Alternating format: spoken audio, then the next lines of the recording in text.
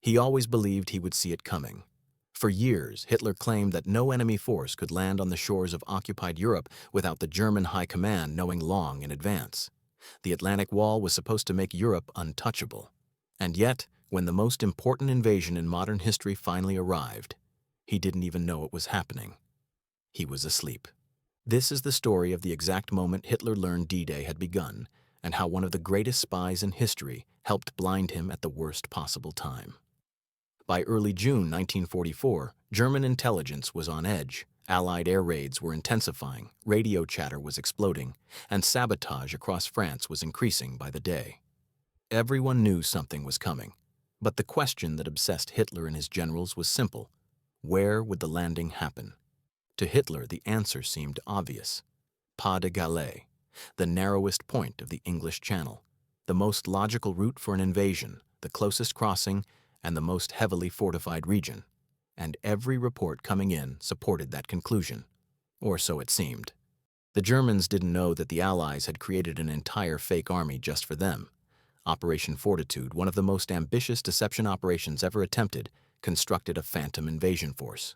There were fake tanks built from rubber, wooden airplanes, inflatable trucks, and entire bases made purely to fool reconnaissance. The Allies even had radio operators sending fake traffic, mimicking the chatter of a huge army group that didn't exist. Photographs from German recon flights showed exactly what the Allies wanted them to see: a massive invasion force commanded by General George Patton preparing to cross straight into Pas-de-Calais. But the Germans weren't fooled by the photos alone. What sealed their belief was a single man, working in the shadows: Juan Pujol Garcia, codename Garbo, a Spanish double agent who somehow convinced German intelligence that he ran a network of 27 sub-agents across Britain. The truth?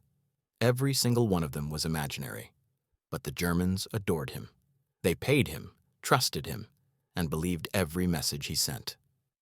Garbo fed them just enough truth to build credibility.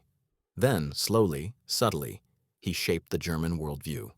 He created the illusion of a giant Allied force preparing for an attack on Pas-de-Calais. And German intelligence swallowed it whole.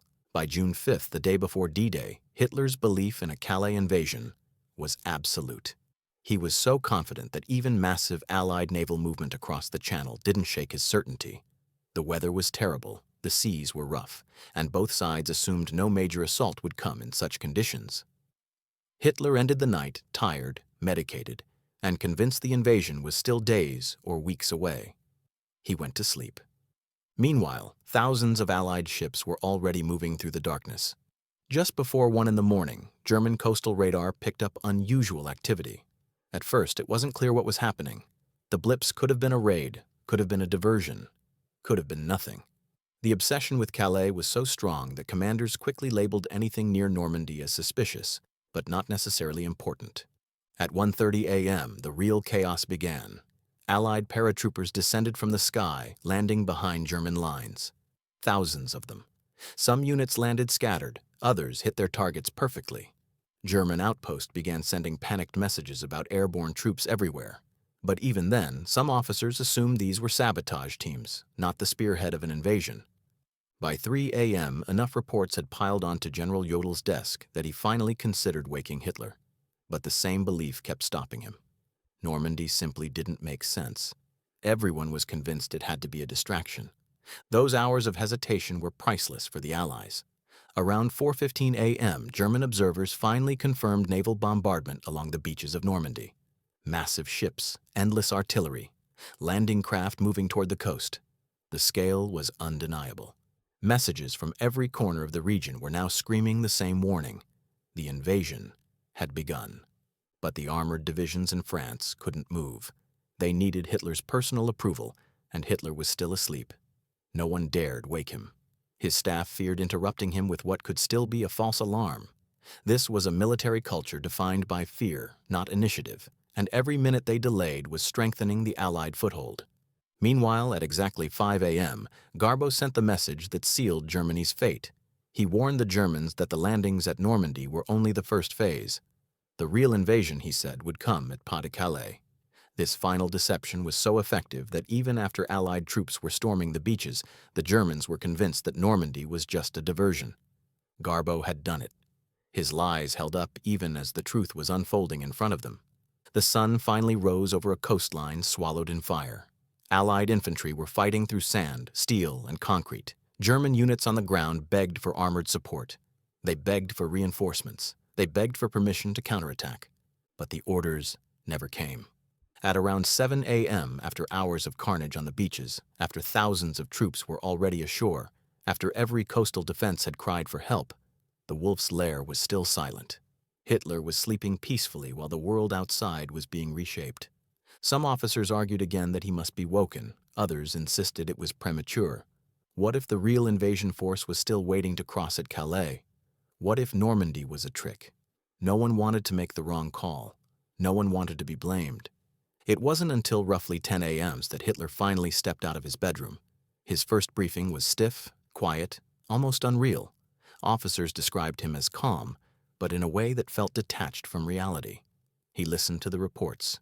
He nodded, and then he made the worst decision possible. He refused to believe Normandy was the real invasion. He repeated that the true Allied attack would come at Pas-de-Calais. He insisted that armored divisions stay positioned north, waiting for a threat that didn't exist. He believed every word Garbo had ever told him. He believed that a fake army made of rubber tanks and imaginary agents was still preparing to cross the Channel. That decision doomed the defense of Normandy. The armored reserves, the units that could have driven the Allies back into the sea, were frozen in place for hours. When they finally moved later in the afternoon, Allied air superiority ripped them apart. Pilots described it like hunting season. Every road was crawling with German armor, and every convoy was a target. By then, the Allies were already too deep. Beachheads were established. Supplies were flowing. The German chance to stop the invasion had evaporated. What makes this moment so fascinating is how quiet it was. There was no dramatic rush to wake Hitler, no desperate sprint through corridors, just hesitation, fear, and a chain of command built around obedience instead of initiative. And behind it all, shaping every assumption and blinding the German leadership, was a single double agent who never fired a shot. Juan Pujol, Garbo, was later awarded the Iron Cross by the very regime he sabotaged. Hitler believed this man was one of his most loyal spies. He had no idea that the messages he trusted were the very reason he slept through the most important night of the entire war. When Hitler finally understood the scale of what was happening, it was already too late. Over 150,000 Allied troops were on the ground. The Atlantic Wall, the symbol of German invincibility, had been breached. Normandy was lost.